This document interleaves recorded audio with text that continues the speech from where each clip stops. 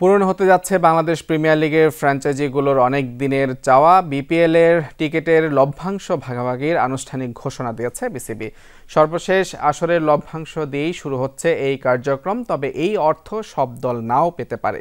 শুধু সেই দলগুলোকে দেয়া হবে যারা খেলোয়াড়দের বকেয়া পারিশ্রমিক সময়মতো পরিশোধ করেছে এবং প্রমাণপত্র জমা দিয়েছে। দলগুলোকে সময়মতো খেলোয়াড়দের টাকা দেওয়ার জন্য উৎসাহিত করতে এমন উদ্যোগ। বিসিবি জানিয়েছে, টিকিট বিক্রির লাভ থেকে প্লে অফে ওঠা 4টি দল পাবে 55 লাখ টাকা করে, বাকি 3টি দল পাবে 45 লাখ টাকা করে। ক্রিকেটারদের পাওনা পরিশোধের শর্তে ঈদুল আজহার আগে এই টাকা বিতরণ করা হবে।